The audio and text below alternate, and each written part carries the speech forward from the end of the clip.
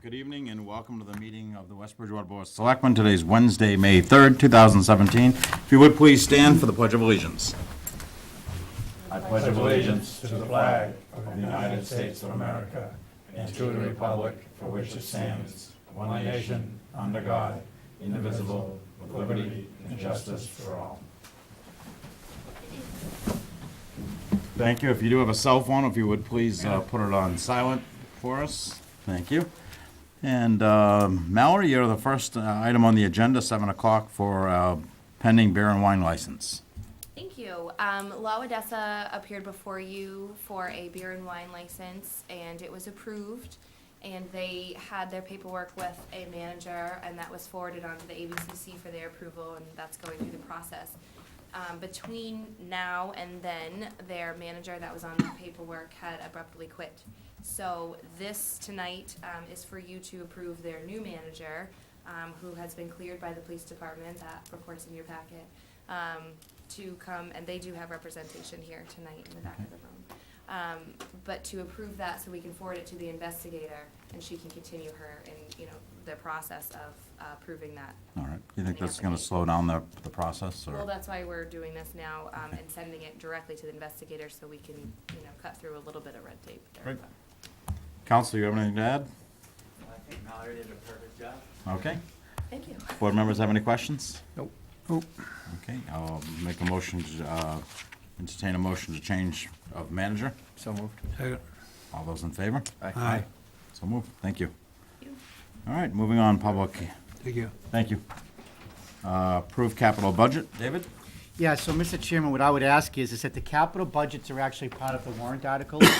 So I think the right thing for us to do is to probably actually go through the entire warrant at the exact same time, because you'll be voting on the capital budgets. Sure. My recommendation is we go through the entire warrant. Obviously, if you have questions, we'll answer them. And then at the very end is that I will ask for the board for the warrant articles that you are in agreement to place on the warrant, that you would take a vote to place them on the warrant, subject to final review by town council. Okay. So- David? I'm sorry, go ahead. No, go ahead. I was just going to say, if you don't mind going over them one by one. And then if anyone has any questions on an article, we'll hold and we'll ask questions at the end. Not a problem. So, the first page 8 in your package, you'll see is a nice little overview of all of them. So it provides the numerical values to all of the items on the budget, on the warrant as well. So Article 1 is your annual reports. Actually, 1 through 10 are what we call consent articles. They're all revolving articles. They do not affect the tax base. They all have separate revenue streams. We normally handle all of those as one motion in one article through town meeting, and they are the same ones that we have year after year. The only exception is that this year here will be the first time that we'll have the Riverbend Country Club, because we have to revote for that every year as well. Number 11, salaries of elected officials, again, what you vote on every single year. And then number 12 is omnibus budget. You will see that in the sheet at this point, under raise and appropriate, that number is blank because the Finance Committee will be finalizing the budget tomorrow evening. Number 13, Board of Assessors, their normal exemptions. Number 14 is for your Chapter 90. Number 15 is the Can you Board of stop Health. there? Are we getting more on the Chapter 90 or less, or how are we doing on that? It's actually about $200,000 less year over year. Oh, good. I'm so sorry, $200 less year over year. Okay. Yeah, it was 319 this year, it was 319 last year, sorry. Right. The next one, the Board of Health, is their annual approval just to allow people to borrow for their septic systems at a low interest rate. And then 16 through 22 all have to do with the Community Preservation Commission. So Article 16 is the money that is not being spent in the appropriate buckets, if you will. Number 17 is for cemetery repairs for $110,000. Number 18 is to repair Friendship Park, which is $13,100. Number 19 is the 9/11 Memorial in Beam Historical Significance. And number 20 is for the 9/11 Memorial Park. I want to discuss those two real quickly for you. Is that what the fire department and the forestry department is looking to do is that, as we know, we have a beam from one of the World Trade Centers that were unfortunately hit in 2001 at our fire department. There is a little grass area. We are looking to convert that area into a park. In order to spend CPC funds on it, town council has informed us that we have to name those items as of historical significance, so you can spend the money. So that's why Article 19 and Article 20 are coupled together, and 19 will have to be approved first in order for 20 to be expended. Article 21 and 22 are records preservation articles that we do every year, one for the town clerk and one for the assessors. Article 23 is for other post-employment benefits that comes out of the treasurer's office for long-term retiree costs. And number 24 is our annual $10,000 that we place towards the Web Task Force, which is a regional task force for the police department. The next handful of items all refer to capital budget items. All of these have been approved at the Capital Budget Committee as well. For the selectmen, we are going to request an additional $60,000 to replace the town hall roof. That is the anticipated figure that we would need above and beyond what's already been approved. The next 4 items are all for the school. If you recall, last year, we actually bonded money for Spring Street roof. We went out to we approved at town meeting 1.2 million, thinking it may be that high. After all the bids, it came in at 800,000. The town share was 400. We had already made one payment, so we only owe 330. So within 1 year, we're going to pay that all off with cash. I think that's that's great. Paving at the school is 117,000. The digital library upgrade is 100,000 for their certification that they have to reach. I believe it's every 10 years. And the school over at the Spring Street School is looking to purchase new furniture. The forestry department needs a dump body on one of their trucks, so we'd rather spend 7,200 than another 50,000. And the highway department has 2 older vehicles, which is our primary plow vehicles. One is 20 years old, the other one is 23. They're looking to purchase 2 to replace them. They're $194,000 apiece. And for the highway superintendent, instead of driving around in an old police car, he would like to be a working superintendent, interim superintendent. He'd like to be a working interim superintendent and also plow as well. So he's requesting $50,000 for an F-250. And again, they have another pickup that, instead of replacing that and spending all the money on a truck. Do we have a plow for that? 500. F-250? That 50,000 would include the plow. Okay. Given on Article 32, did we consider not purchasing both of them at the same year? Because in 20 years, we're going to have 2 20-year-old vehicles again, rather than scattering the purchase. I know I wasn't at the meeting when they were voted on, but was that part of the discussion? It was. Okay. And there's no question we could stagger it from a financial standpoint, but we had the money this year. No guarantees in the future we will. Both trucks are tired, Okay. and since we could afford it, we thought it would be wise to do it. Okay. Article 35 is for the library. They have a bid right now of about $90,000 to bring their entire walkway and ramp up to ADA code and to change over what the current paving area, what the current asphalt area is. And what they've done is they've applied to the state for a grant to pay for it. So what we felt was that a lot of times you have a better access to the grant money if you already are willing to fund it 50% yourself. So we're looking to fund it at 50% now, inform the state that we've already had it funded at 50. Hopefully we get the grant from them and we don't have to go back to the town at a later date. Even after doing all of those items and paying cash, again, 4th year in a row for all our capital budget items, we will still have $1.1 million left over in cash. So I'd be recommending that we place all of that money into the stabilization fund, which would bring your total stabilization fund up to about $2.3 million for your rainy day fund. Article 37 is to place $50,000 into your municipal building needs committee. Articles 41, 42, and 43. Article 41 is for the Board of Selectmen. Right now, we want to issue cordial licenses, and in order to do that, we have to accept Mass General Law such and such. Article 42 and 43 is from the town clerk. One is to amend the animal control officer bylaw by updating some of the fees that are collected. And 43 is to create a new bylaw for a dog leash license that is compatible with the state. There are 3 water articles. Article 38 would be paying off the hydrant debt. They would be taking $9,300 out of their water surplus, plus the remaining outstanding amount that they have in the article. They would pay off that debt, so the hydrant debt would be entirely paid off. Article 39, they owe about $228,000 on what they borrowed for water meters, so they would take 100% of that money from their water surplus, $228,000, and pay that off. And then Article 40, they would take the remainder, $47,572, and that way they could purchase or make investments into submersible pumps into their Station 1 wellhead. Those are all of the warrants in front of you. David, and this probably isn't really the time for the discussion about this, but we call our dog catcher the animal control officer, and all they handle is canines. It's very misleading. I know they get numerous calls. Over the weekend, there was phone calls about cats and other things, but all they handle is animal control. I remember years ago I had asked Beth why we don't change that to canine control or just dog officer. Do you know if there's a reason?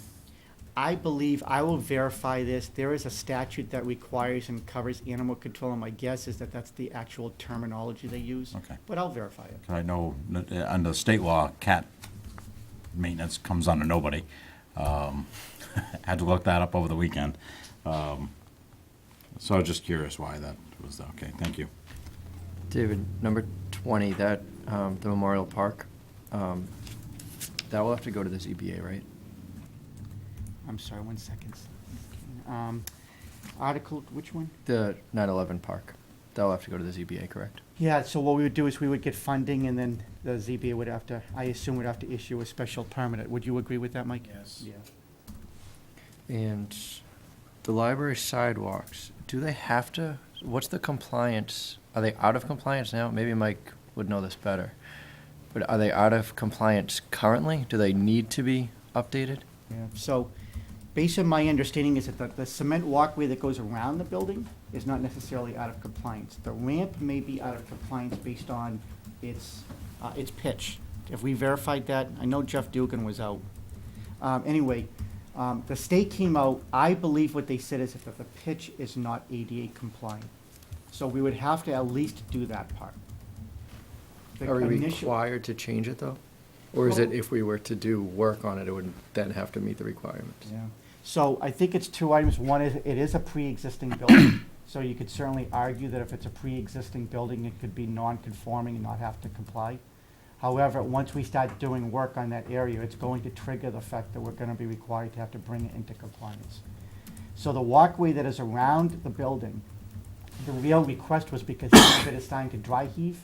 So anybody that's walking on it can trip, and some people have, and if you have a wheelchair, it makes it more difficult.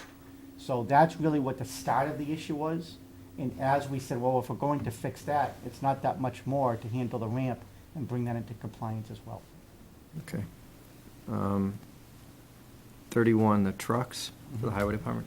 Do you happen to know how many we have now for plowing? Yeah, so we have 3 large vehicles. We have currently a 64K, which is a 64,000 gross vehicle weight truck, and we have 2 smaller ones.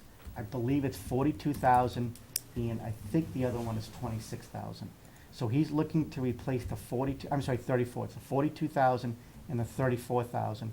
He's looking to replace both of those with 2 64,000s. So that would give us 3 large vehicles to be able to use for plowing and hauling, How many guys do we have that can drive those? all of them.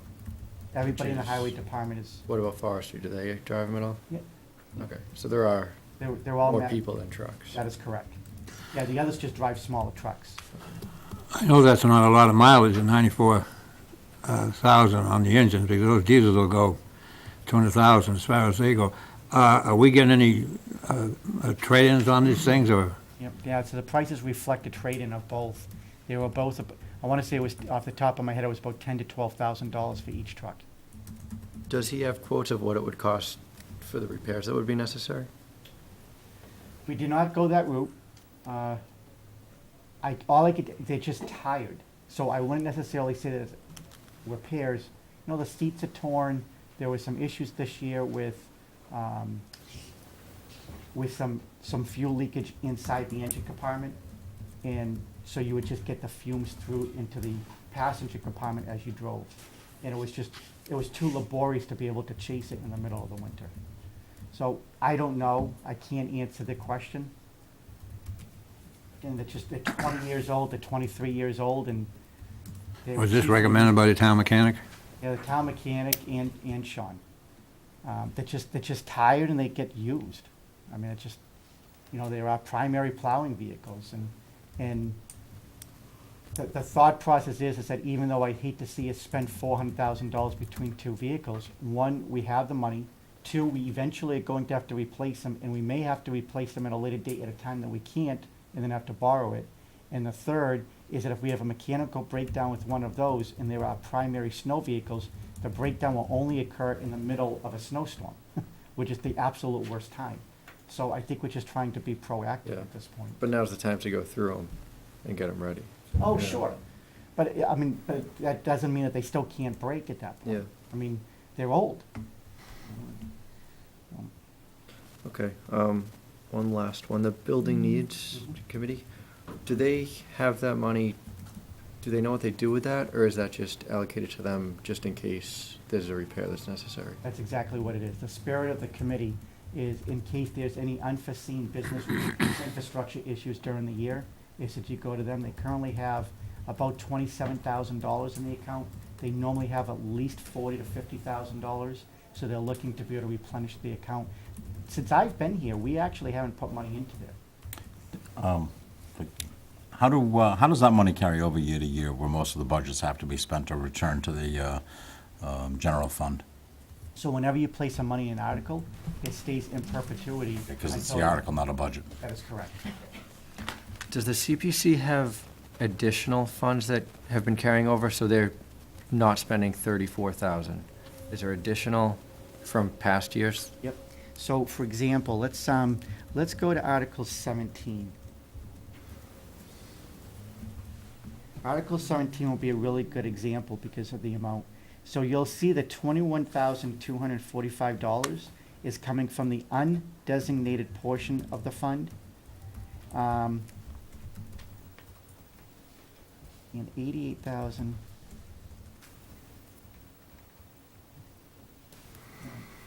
Actually, that one's coming from active, so I want to find where there's going to be one in here that is going to say that it came from a reserve fund. And if you see anywhere where it says reserve, Open space reserve. Article 20. Okay, Yeah, 20 has it. Yeah. so you'll see, whenever you see it where it says reserve, what that means is that's money that carried over from the year. So they don't, that money if you look up top and you'll see in Article 16, for example, estimated for open space reserve, you'll see that it's zero. In previous years, if they haven't spent it, that money just sits there over time. And it sits in that way they can use it at a future date, but only under that account. Okay, thank you. And the money we spend next year is the money that came in last year. That is correct. It's 1 year lag. It's always 1 year behind.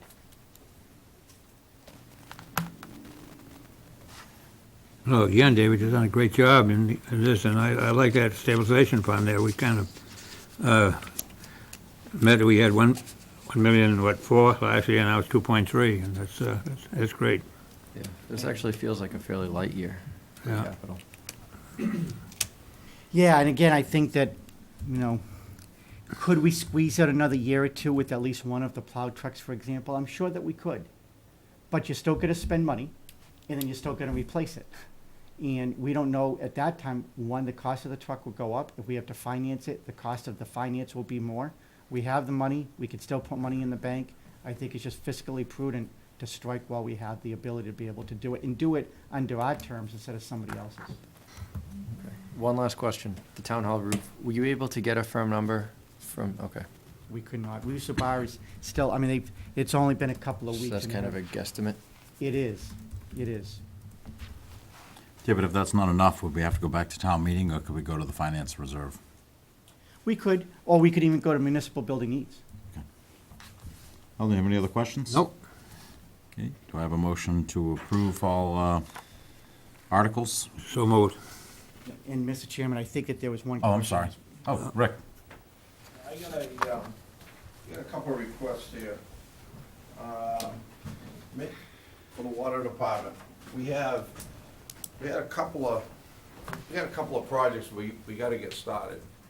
One of them, we're trying to pay down some debt to get the rate down. The other thing is, we need water. We need water bad. Probably be the first time in many, many years that we may end up with a water ban this year. Wayne said last year he was barely able to keep up with the pumping. There's a lot of houses that have been built up on Walnut Street, more going up on Scotland Street. A number of years ago, when we got the MBTE money in, it was $1.5 million. The town was trying to stop the wood to energy plant up in Brockton, and we had given $100,000 to the town to, for their legal fees or whatever. And I was wondering if you'd be willing to put the $100,000 back into the water department, because we need to do a couple things. One, we need to try to get, it takes about 5 years to develop a well, and we're taking all our surplus that we have, and we're putting it into 3 sites. We've got to figure out which one's going to be the most efficient to try to develop for a future well. For the immediate shortage, we'd like to get the old Sear Street pumping station, we call it number 1. It was built in 1948. It was refurbished in the 70s, and then again in around 2000 something, we did it over. But it has a horizontal pump with a vacuum system. It would work much better if we had submersible pumps like most of the pumping stations do today.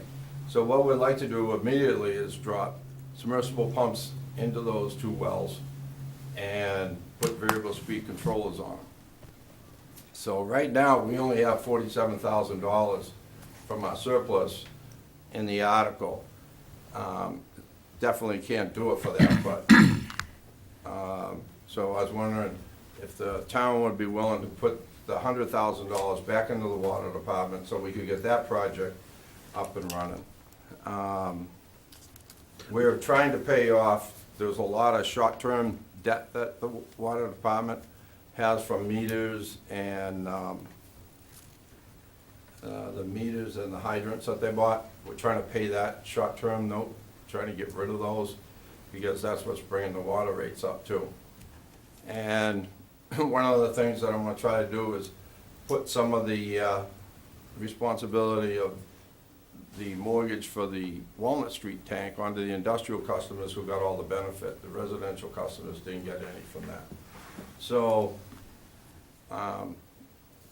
we got two things. We got rates are high, and now, for the first time in years, we got a shortage of water. So we're just wondering if the town would be willing to put the $100,000 in.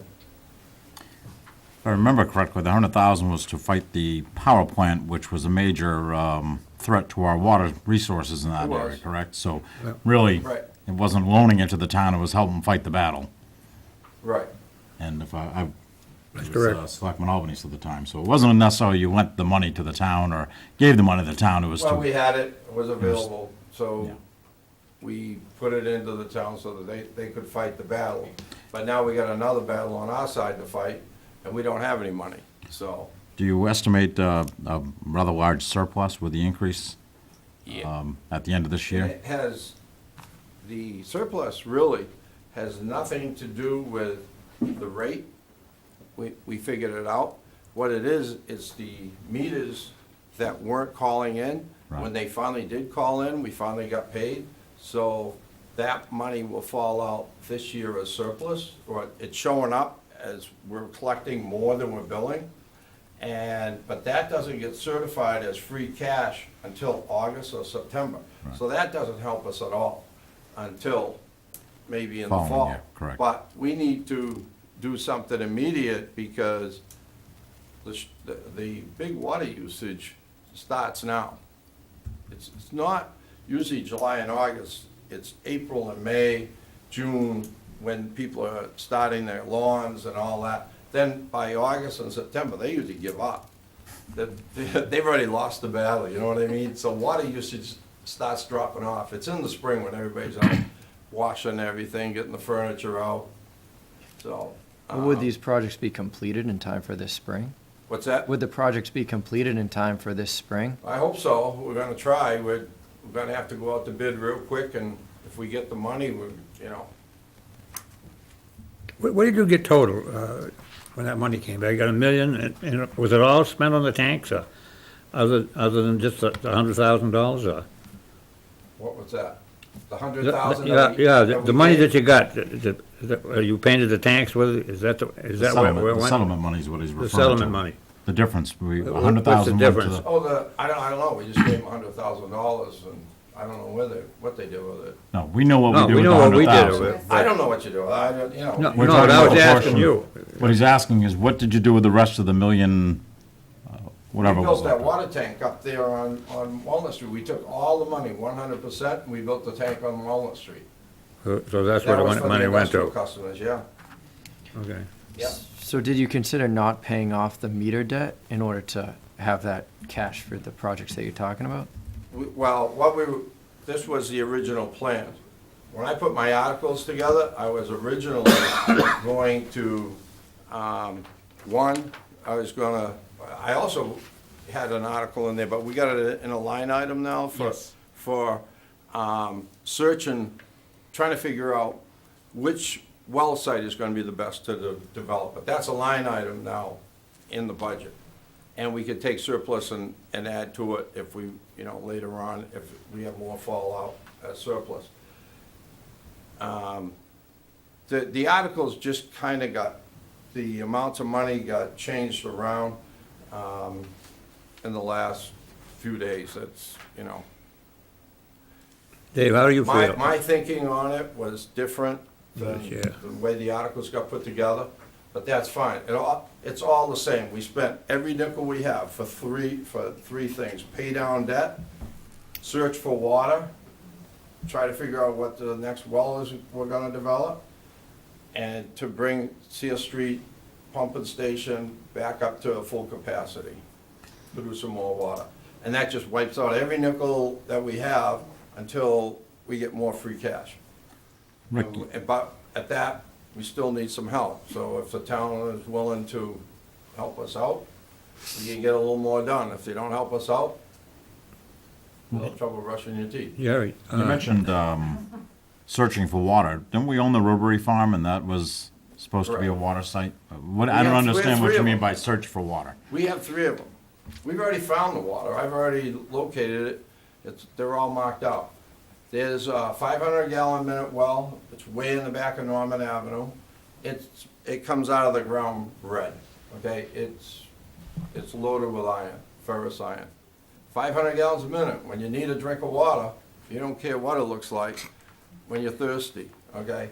So we'd have to build an iron removal plant with that. At the same time, Norman Avenue's original pump station that we do use has always met all the secondary criteria for iron, but it does have raised iron.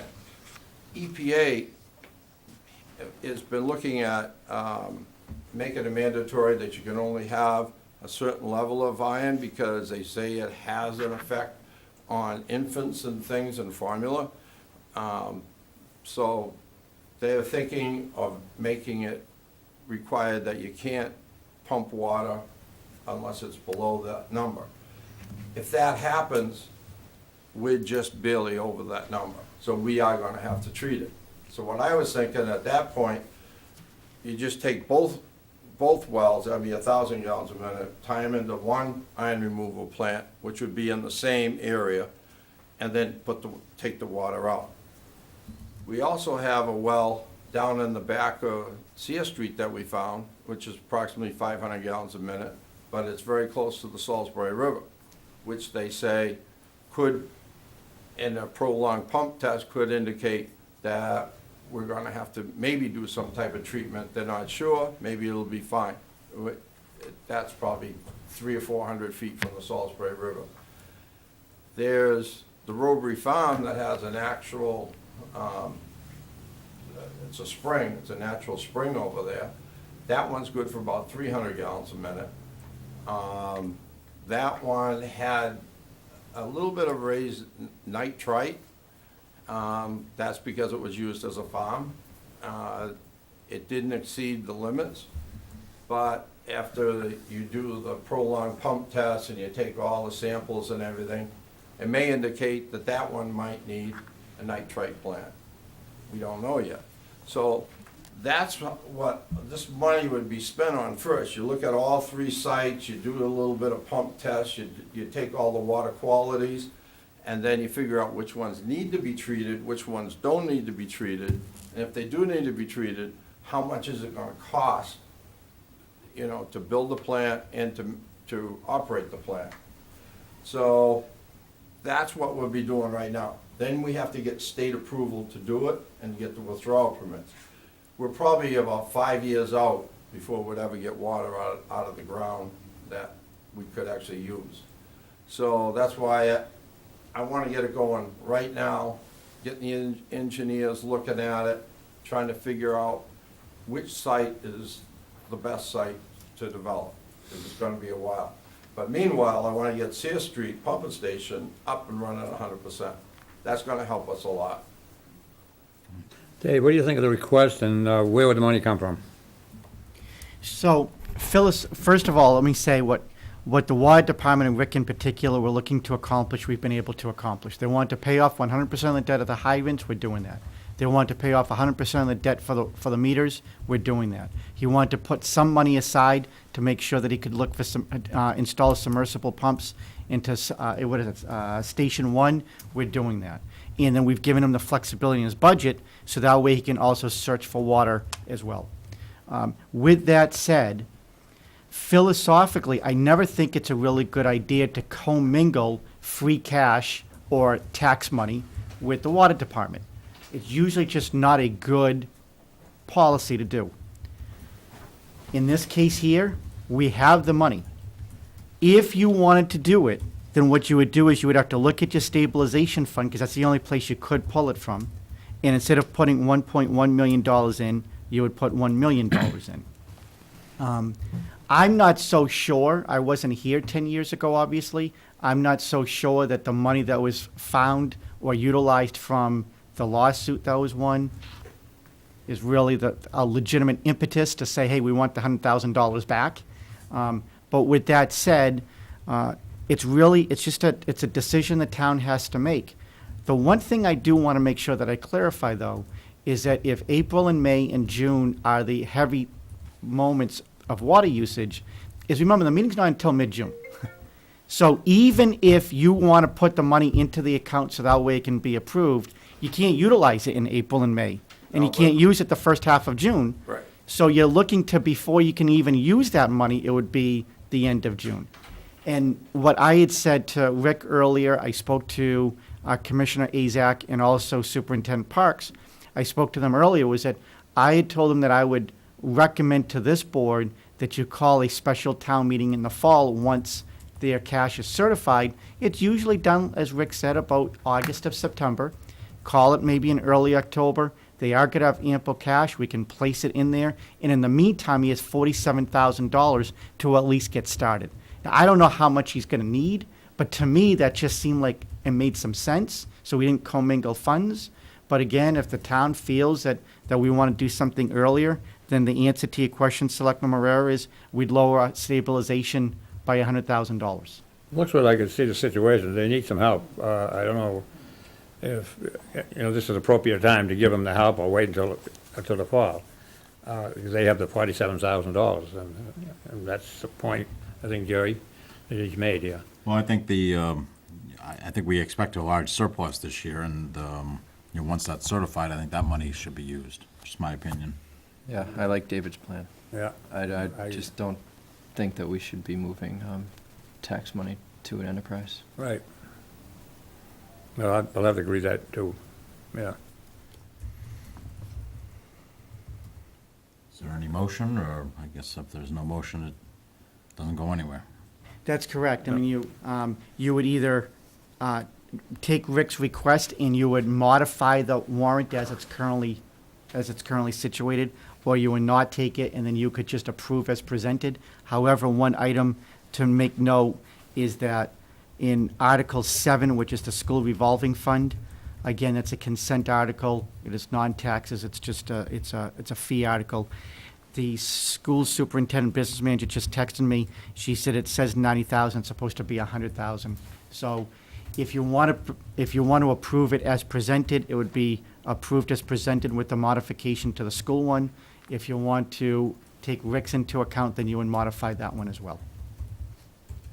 Do I have a motion? Any further questions for Rick while he's here? Anyone from the audience want to add anything? So we're not gonna, so they're not recommending the 100,000, right? Okay, so can I make a recommendation that we take and only take only pay down from 128,000, not 228,000, and put the 147 into station number 1.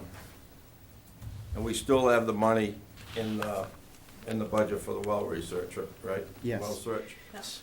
Okay, then we'll have to figure out, the rates won't be able to go down as much as we thought, but we need to get that pumping station up and running as soon as we can. We're gonna be in trouble. I'd be fine with that, but did you vote on these 3 as commissioners? So, I mean, my concern is, what do No, the we other brought it- yeah, 2 we- commissioners feel? When we were told we haven't had a meeting since, the article, so I had to put the articles together without, there was no meeting. Well, I think what should We happen went to is the finance committee and asked the finance committee, and then we didn't have any meetings. We had to get it together the next day. They said, you got 1 day to get your articles together. So what I think should probably happen, I might be wrong, is it should be amended on the floor. We can do that. You can't go up, you can only go down. I can't make this 147, I can make that have to stay 47, I can reduce the 228 to 128, but then the money just sits in, I can't do the work. So let me just make sure that we all understand. One item to know, Rick, is that you had budgeted $69,000 in your current budget to make a payment towards the meters. You recall that? Remember, you had $69,000 as a pay down for your water meters. Okay. Okay, so the reason that's important is because by using $228,000 to pay off your water meters, that $69,000 was staying in your budget, being repurposed, so that way you could test. So the point is, if you don't pay off your water meters, then you still, that $69,000 that's in your budget can no longer be allocated just for testing. You're gonna have to use at least some of that to make your payment. David, is it possible to do a $100,000 loan that's paid back out of surplus? I don't think so. No. However, the only other thing that you could do is that you could keep $228,000, and just so everybody's aware, Rick is talking about Article 39 and Article 40. So in Article 39, you could keep the $228,000. In Article 40, you could put $147,000 there. You would be out of balance at this point, but then you would have to make the argument on the floor as to which way you want to do it. And that way you have the opportunity to have a vote from your commission as to which way you want to do it. Okay. That's the only other Yeah, approach. that's, Isn't a budget typically approved by the board before it's presented to FinCom and? Yes, however, and again, I want to amend something. The Board of Selectmen took a vote on March 15th that warrant articles were to be in by this past Friday. So everybody in town had 6 weeks. Rick just got elected, obviously, during the process. It probably wasn't well communicated for whatever reason. And so when he came into the Finance Committee, that's when it turned out that there was 1 day left. But everybody else. Two meetings to do anything. Sure. Okay, But there's only been two meetings, and things are pretty messed up in the books. They're not, money hasn't been spent the right way, and we need to get it turned around, and we need to get it turned around quick, or this town is gonna be in serious trouble with their water, I'm telling you right now. You people are gonna regret So, what you're doing. so those policy decisions that have to be made, and some of those consequences may be an issue, I just wanted to clarify that everybody had more than one day to get their articles in. That was all. All right, I'll make a motion to That was the first I had heard. approve as presented with the change to line, or Article 40, increase to 147,572, and increase Article 7 to $100,000. No, I'll second the motion. And again, just so we're clear, Rick, what that means is that we're going to town meeting with $100,000 more in your proposals than you actually have. Right. So that allows you and the board to figure out, when you go there, you can always then say, okay, let's make 128 in one and keep 147 in the other. You'll have that flexibility, but the board is buying you that time between now and June. Right, okay, we'll figure it out. But town meeting could also vote either way on that. Yeah, because what town meeting could do at that point is they could say in Article 40, they could say, okay, let's keep 47,000 and we'll move money from stabilization over. It's just, it's gonna take a 2/3 vote, but they could do that. So it's still an option for the water commissioners. That is correct. And that'll be the people's vote, not the board. That is correct. Okay, All right? very good. I have a I'll vote. motion. Do I have a second? Second. Okay, all those in favor? Aye. Sorry. Oh, sorry. Excuse me, it's my first select board meeting. Oh, I'm sorry, no problem. I'm not following the rules, I didn't know when I was allowed. Oh, you're good. Sorry, go ahead. Regarding the snowplows, I'm sorry to take us back to this. The two articles are both for $194,000 each. But the way they read, one is for a 62,000-pound car and one is for a 42,000-pound car? Nope, they're both for 64,000. They're replacing one that is a 42,000 and the other one that is a 34,000. Okay. But he's correct, they do read that way, so that's an error. They do? They do. Oh, all right.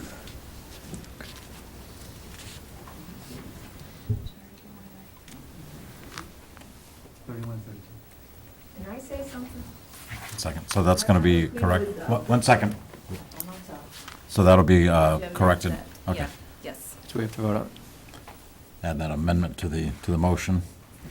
with, So moved. just so moved. Thank you. Yeah, Jen?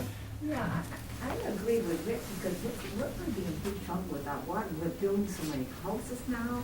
Well, it'll be up to the voters of town meeting, so the money will be there and it'll be available. Right. It'll just be, won't be us spending the taxpayers' money, it'll be the taxpayers spending the taxpayers' money. I was originally in favor of pitching in $250,000 to help pay off all the debt. That wasn't very popular with many, many people because it is an enterprise fund, which basically means they operate as a private business, Right. separate from the general government. So, when you hear that reasoning, it's true, and I think even Rick, says that the amount of water you sell should cover all the costs to run the department. And I know he's coming in, It always did. so hopefully after this year, we'll be back on track with that. Okay. Anything else? All those in favor? Aye. Aye. Thank you. Thank you. Thank you. All right, C, act on building department mutual aid. David? Sure. So, we currently have mutual aid agreements for the building inspector's office with the town of Bridgewater and East Bridgewater. Mike is here, maybe he wants to speak to it, but what he's done is that he reached out to East Bridgewater, and we will have a mutual aid agreement for all inspection services through the building office with East Bridgewater and with Rainham. We had never done it with Rainham before, Right. but the motivation behind it, as I understand it, is that Barrett's Ale House, who's coming in, already has a facility in Bridgewater, that there is some conflict of interest with some of the inspectors in East Bridgewater, so it made some sense to also reach out to another town, which Mike did. So we now have it with the town of Rainham and East Bridgewater. We will be renewing one with Bridgewater in short-term time. It was just that at this point, we haven't received their contract back. And Mike, if there's something else you want to add, feel free. No, that, basically it, it was Barrett's with the plumbing, John Cruz, the inspector's doing the plumbing work, and the backup for him is the Bridgewater assistant, and he's done a ton of work for the Barrett, so it was a conflict, and we had no third agreement. And then we had another after-hour emergency that we didn't have an electrical inspector. The two that we had, David and the backup, weren't available. So just those two situations, and I wanted to capture the whole department and grab a third town that they had no written mutual aid agreement with any other communities. So they were happy to hear that they'd have some backup if they got stuck in a jam. You have a good rapport with their inspector? Are you Yes. familiar with him? Yeah. Great, or her, I don't know if it's a him. How often do you cover other towns? You or John or Dave? It's tough to say. I don't think East Bridgewater, I think I covered a couple weeks when they were on vacation.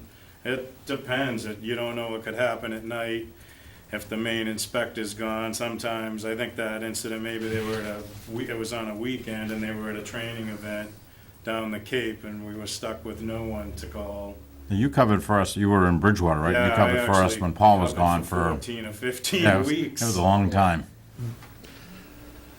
I'd like to make a motion, we grant this, and include Rainham. Okay, Second? any further questions? All those in favor? Aye. Ratify building inspector employment agreement. David? Yep, so that contract is before you, and you've already discussed in executive session. The building inspector has agreed to it, and he has signed it. Okay. So moved. Second. All those in favor? Aye. Aye. Thank you. Thank you. Act on council on aging recommendation. Yep, so Wendy Adams has been the representative from the Council on Aging. They are looking to reappoint her. It just requires a vote of this board. Okay, So this- moved. Second? And this is for the Old Colony Elder Services. Elderly service, yeah. That's correct. I have a motion, a second. All those in favor? Aye. Memorial Day commencement service. Unfortunately, I will be in Washington DC on Monday, so I will most likely be unavailable. But we usually help run the ceremony, reading the names, master ceremony, laying of the wreath, and then the speech from a selectman. Is anyone interested in doing any of those? I think typically we ask Walter and/or the Historic Commission President to read the names of the fallen soldiers. If we could reach out to them, if that's the board's wish. So you're not gonna be available, right? Correct. Anthony, you want the main speech and I'll run the program, or That works for vice me. versa? Okay. Either way. And then laying of the wreath, we could ask Walter, or David, you gonna be there? I will not be. Well, we could take care of that too. I could Sure. lay the wreath, Okay, you know? if we could pass that on to the service committee. Yeah, we met tonight there, and so we just wanted to know, and they want to know, so they can set the program up, All right. So, Mr. Chairman, just so and order the flags and all that stuff. So Master of Ceremony and wreath laying would be Eldon, the speech would be Anthony, and I will ask either Walter or Jim for a reading of the names. Correct. Okay, thank you. All right, approved minutes for the March 15th meeting. So moved. Second? All those in favor? Aye. Except for a review, April 12th, 13th, 19th, 20th. So moved. Second. All those in favor? Aye.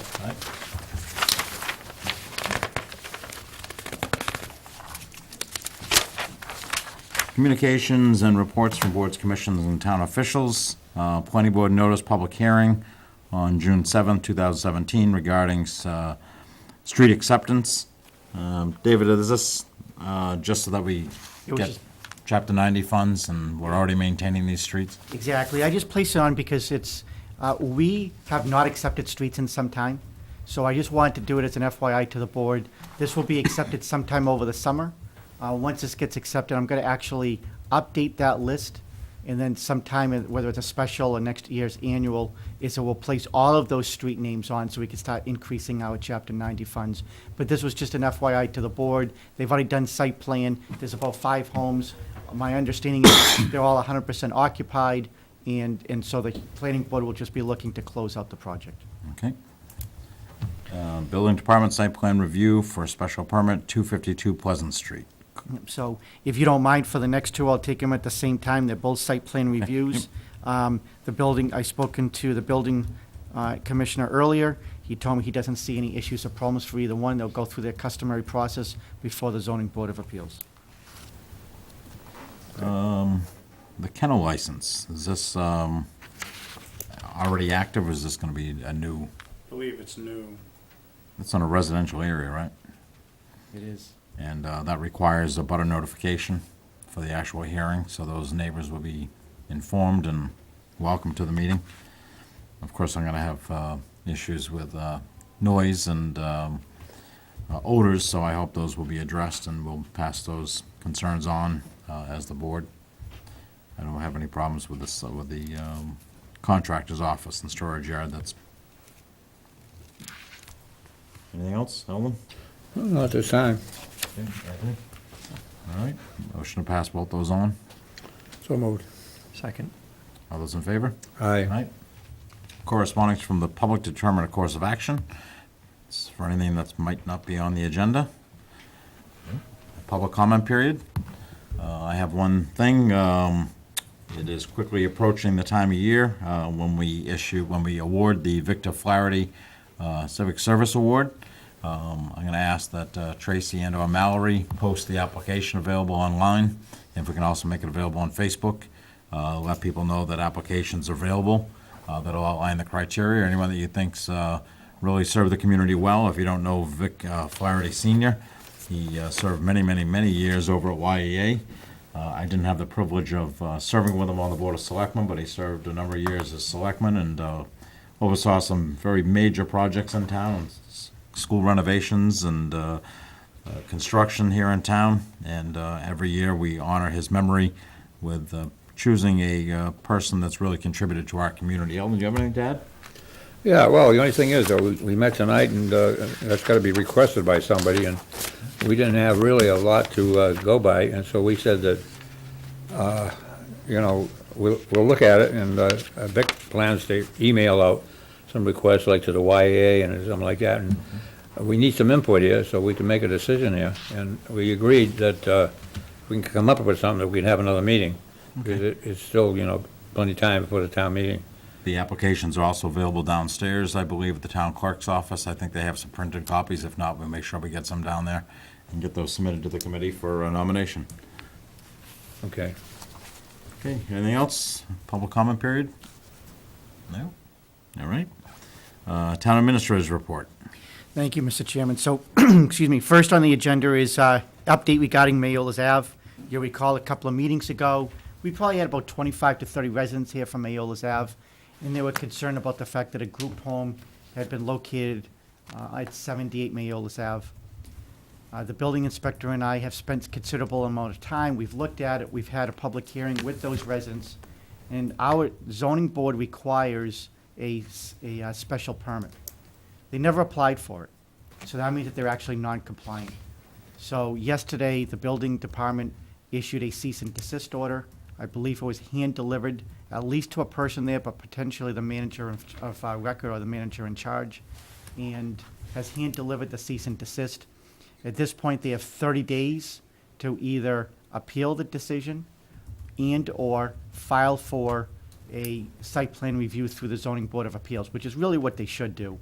The reality is that it can't be denied through the Zoning Board of Appeals. They have a by right to operate based on Mass General laws, but they still have to comply with our local zoning. And it gives our ability, whether it's the building inspector, our Board of Health agent, it gives our local officials an opportunity to be able to visit the site, make sure that it complies, make sure the septic system is in line, and all the like. And the Zoning Board of Appeals has to take action within 60 days. So hopefully that's what they do. They file, we make sure that everything is compliant, and then they receive their license. If they don't file, and they do nothing, then 30 days later from yesterday, or 30 days from issuance of yesterday, then we'll have to provide a vacate notice at that point. I doubt that it'll come to that, but if that's the case, then obviously that's what we'll have to do. Well, I just want to ask you a question, Mike. I know you just came in on board this, and is that in the works before you even got here, or how does this? They actually never came before us. That would be the process that we're interested in. Right. Putting a group home in such and such address. I would check the zoning to see, yep, allowed, special permit, right. whatever. So that would have started the wheels in motion for the special permit process through the Zoning Board of Appeals. Then that would have reached out to the 17 different departments, boards, and committees to receive those Go packets, through and the anyone process. that had an interest would chime in on it and make sure it adhered to all their regulations. But to be clear, they did get all their building permits and building inspections. They actually, that house had recently, I don't know if it went to auction, but a developer had bought it and pretty much tuned the whole house up, new roof, windows, kitchens, and just flipped it.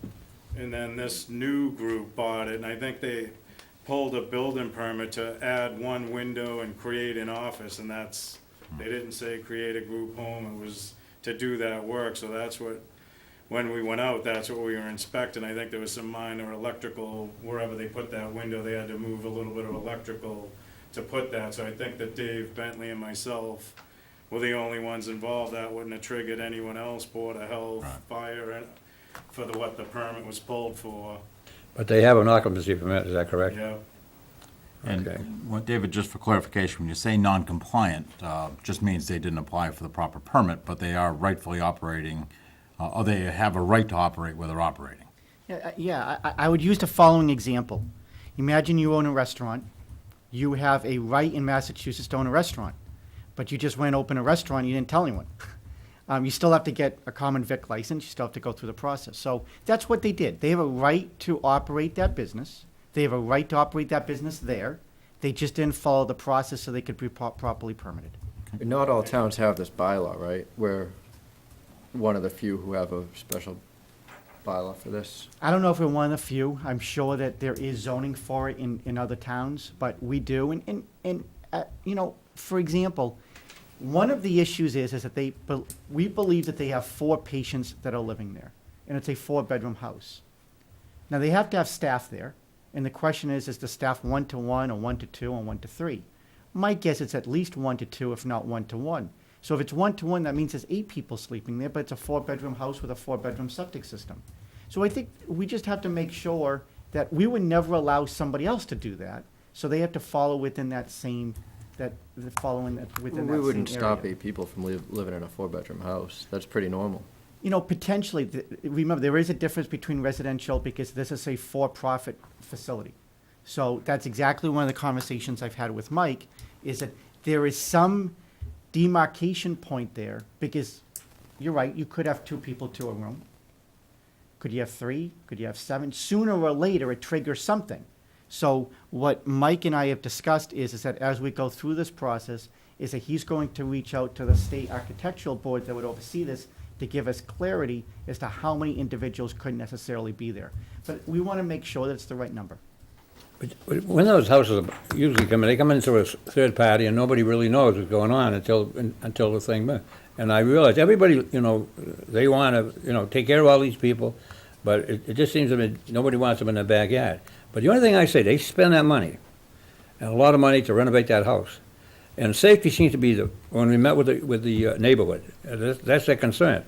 Well, they ought to provide the safety there, and we don't know what type. There's all kinds of different patients that are involved in. I still think the neighborhood has got a right to know.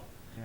And I know we have to go an American Disability Act, and that's a big act out there. And I'd rather, and like Mike was saying there, it supersedes our zoning bylaws, and that's the actual problem. So it's. Group home is protected federally through the federal. Yeah, through the federal, Federal Fair that's what I was Housing saying, Act you know? Is what, there's a certain group of the group homes, they gotta meet a certain criteria and be providing a certain service, but that's why they're protected through the Federal Fair Housing Act. That, the only thing they're protected is they can't be excluded from any zoning district. They can go in any zoning district that they want, and like David said, they still have to follow any procedures that the town has, so if the zoning calls for special permit, they have to go through that process. No, Or any other- that's what came as a result of the meetings, that they follow. In fact, that's one of the questions, the proper procedure to come in. And that's where we are at now. Right, and I would think back to the spirit of the question that you had, is that when State Rep Michelle Dubois was here, she had said that in her experience, and every single time in the past, is that the abutters were always notified. That's usually indicative of the fact that they're following some type of a permitting process. So my guess is that this is probably more common than not. And again, as long as they do everything, which I'm sure they will, they're a first-rate organization, they'll receive the permit, they'll be able to do what they want to do, they'll fulfill the mission, which is obviously pretty noble, and we want them to fulfill that mission. They just, like everybody else, they just have to follow the rules. Very good, thank you, I David. have one last question. Mike, do you remember from your experience in Bridgewater if Bridgewater has a similar requirement? They don't. So. Just but curious we about have other a tremendous towns. amount, actually, I think, within the last year or two, several of them were built from scratch, brand new. But they knew, I think most of those were the BMZ Corporation, which we have 2 of those in West Bridgewater. They came to me, we're looking at whatever, we've got this many occupants, what's the occupant load on the building and fire triggers what code compliance. If there are 5 occupants or less, they're treated as a regular residential family house like anyone else's, and they really don't need anything particular inside other than what would be required in a normal residential home.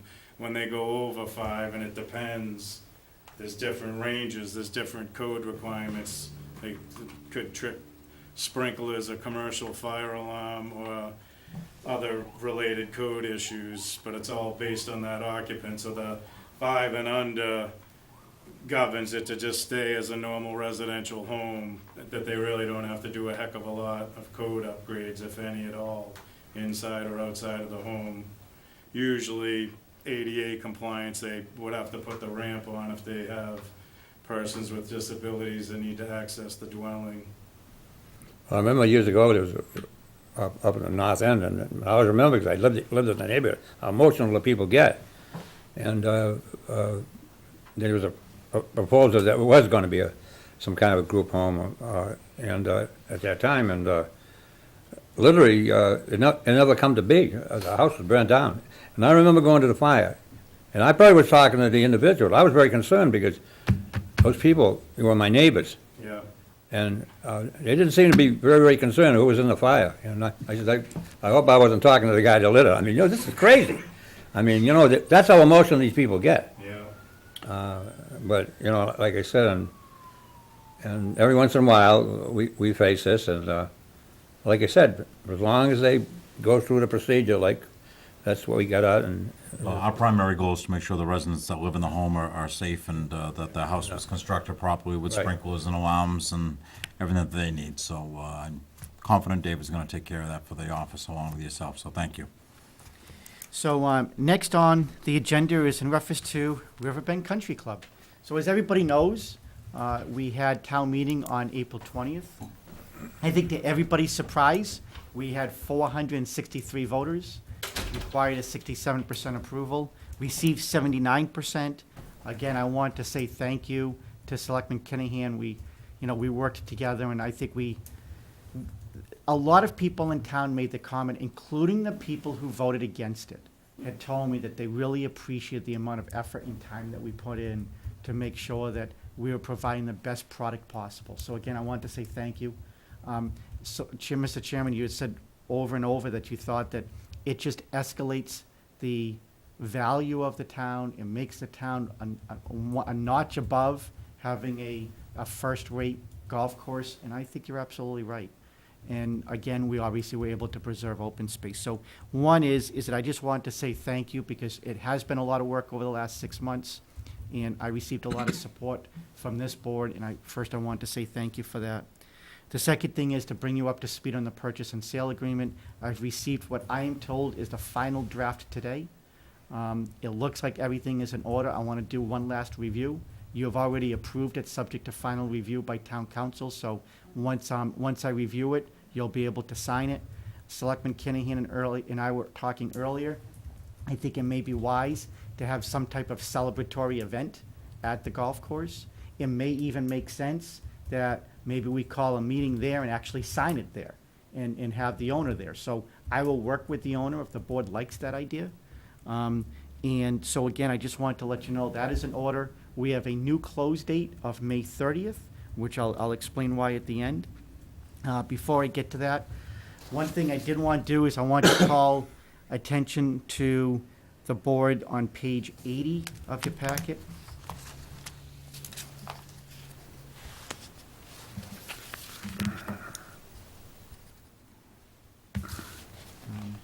well, anyway, so page 80 is the sheet that I used when I was discussing the taxes. And so, I'm a very sincere, genuine, honest person. I worked pretty diligently on this project. We probably put in at least 300 to 400 hours of it, on top of everything else, and still feel that we had done the right thing. You will see in line 11 on this page that in FY '17, the taxes collected was $27,177, and you will see the taxes that were collected for all the other preceding years as well. And when we went to town meeting and I provided this information to the town, I figured that it was true and accurate, which it actually is, but I explained that that was the total taxes that were collected. What I did not understand when it was sent to me is that although everything else lines up, is that you will see up top is that it says non-classified acres, 4 acres. So it turns out that this form that was provided to me did not include 100% of the taxes. 100% of the taxes were $82,000, a difference of about $55,000. The tax collector disclosed that during the proceeding. Again, I felt the information that I had was accurate. I apologize. It was my mistake. It was nobody else's mistake. I apologize to the board, and I apologize to the town. Next thing I also wanted to talk about in reference to the golf course is that I had a nice conversation with the business manager at Southeast Regional. Southeast Regional has always played all of their golf matches at Eastern Country Club, and they are now looking to move over to this country club as well. So I've already spoken to the new management company. We're working out a deal for them as well, which would be fantastic because they are actually in the same league as the West Bridgewater High School team is. So they'll be able to compete there together. It will be their home courses for both of our local schools. Neither one of our local schools uses the course. So it's going to be a big plus for the course. It'll be a big plus for those students. It allows us to also be able to get better long-term benefit because as people play it in high school, they're more apt to play it long-term. And that obviously has a really positive residual effect. And the last thing is that the reason I mentioned that the purchase and sale agreement has a May 30th end date to it is because we are going to be hopefully closing on the bond for the purchase of the golf course at the end of May.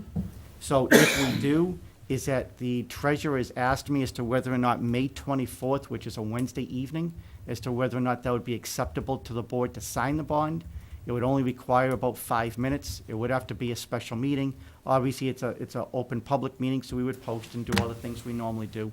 But it would allow us to be able to sign the bond, close on the loan, and then close on the property as well by the end of the month. I'd just like to say, I know I was in the know on this, and but I wish, that a lot of effort was put in by you, Anthony, and Jerry, and I know that the town appreciates that. And I just hope that everything works out exactly the way it's planned here. Thank you, Eldon. Just, I know, David, it seems like yesterday I was driving down the street and saw the perk test being done, called you and said, David, we gotta save the golf course. I don't know anything about it. I don't know how to do it. Dropped it in your lap, and you, Anthony, took it and ran with it. Just to discredit any rumors, not only is the deal still going through, the sellers and the buyers in the town are working in great harmony. They're working hand in hand with the current owner, along with the management company, and along with our office. So there is no truth to that. We're full speed ahead, and I think all parties are equally as still excited about it. I know the sellers are ecstatic that it's going to stay a golf course. I know the buyers are so excited about the action that's up there and how busy the golf course already is. And I know the town's still excited about it. I've been congratulated hundreds of times, I'd say, throughout town on the golf course. So again, a big thank you, especially to you and Anthony and the office staff for everything you've done and for getting us there. I think over the last couple of years, we've been disheartened whenever we try to preserve some open space. And overwhelmingly, people showed up and said, yep, we want to keep our town small. We want this open space. We want a golf course in our town. So it's, in my opinion, a huge victory for the town, huge victory, and a move forward in helping preserve the small town that people say they want. Yeah, I'm so sorry, just because I want to make sure that I don't forget the thought. I had lunch today at AZAC's. I pick up a sandwich, bring it back, and there was a couple there, and they sought me out and just said, we went there, we voted for it, we're so happy. All they discussed was the fact that they were preserving the open space. And just also so you're aware, again, to piggyback on what you just said, I met with the owner of the management company earlier today, and I'm telling you, he has a smile on his face 1 mile wide. He is so eager. He can't wait to get in. He met with the owner today. He is really, really looking forward. And it's funny because I hear the same rumors that these parties are not interested in going forward. And when I met with him today, he would like to be in there yesterday. And he told me today that they are so busy on booking tournaments that they've already collected over $20,000 in deposits for tournaments just for this year alone, which, you know, it spells volumes to the fact that they really are busy and people looking to play there. Again, thank you, David, for all your work on this. It's unfortunate that we had this error. I say we because I missed it as well. I still believe it is a great opportunity for the town. And thank you for everything that you did on it. Thank you.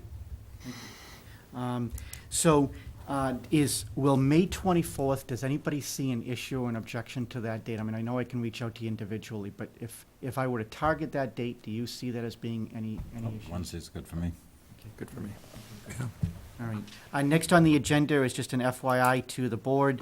Under your town hall parking policy, you'll see that there's a river walk scheduled for June 4th. It actually looks like it's going to be a great event. It's going to start at War Memorial Park. It'll go up River Street. There'll be local entertainment. There's going to be a band that's going to be there. It's going to be extremely family friendly. In case it does rain, we have a rain date for the following week, but it's going to be 9 to 2, and so we've signed off. All the other public officials have signed off as well, but it's an FYI to you, and again, I think it's a great opportunity for residents in town to get out and enjoy the day. And the last one is that Selectman Lawrence, you would refer to maroon and white and maroon signs. So we have a couple of samples for you so that way you can review it. Oh. Now, David, did we get pricing and? We did, $150 a piece, How much? $150 Okay. And that's for each location or each? for each sign. Okay. For those of you that, I think there was actually already an article in the paper about it, but we had changed our downtown signs to maroon and white to designate the downtown, or basically the downtown area. It was very popular with a lot of residents. They said, how do we get our street changed to maroon and white? We like the idea that the maroon and white designate the downtown area. So we thought we'd come up with an alternative. The white with maroon will be available for streets, for neighborhood. Unfortunately, a couple years back, we replaced most of the signs in town. Those signs that haven't been updated with the size font, the state, and reflectivity, if that's a word, that the state requires, those will be replaced with a white and maroon if the board votes. And if your neighborhood and street wants one, a donation to $150 will buy the sign, and the highway guys will install it. I guess do we need an official vote to go with the white and maroon as the alternative with the fee structure? Yeah, exactly. I think what the motion would have to entail is which color you want, and also just the fact that you would want that to be the policy is that the resident would have to pay the value of the sign. Presently, it's $150, but maybe what I would ask is that you say just to do the value of the sign, so at a later date if it goes up, and that the highway department then would install it once they get paid. Okay. I'll make a motion that we go to maroon and white. I believe there's a question on the Yeah. floor. Oh, White question on the and floor. Oh, With the maroon and white, or whichever color selection you can have the seal. the Yeah, label, that was neglected to put on here, but it would still have the seal. It would be the white with maroon for anywhere other than downtown. yeah, with the, Yep. yeah. Okay. Yeah, they're in charge. Some people are asking questions. Yes, they have to meet state regulations, reflectivity, the size of the font, and visibility are all approved by the state. And I think it's a great addition to the downtown, so we'll be excited to bring it elsewhere. Is that gonna be basically the size of it? Well, it depends on the name. Yeah, That's the font. Because they look a lot bigger up close. yeah. Right, I mean, it would be a traditional street sign that you would Right, see, say, right. Forest Street or whatever the Right. case might be. And again, they were just samples, we didn't get charged for, that's why there's no seal, they just did it as inexpensive as possible. Very good. All right, we have a motion to go with the white and maroon for non-downtown and maroon and white for downtown with the Right. town seal. Second.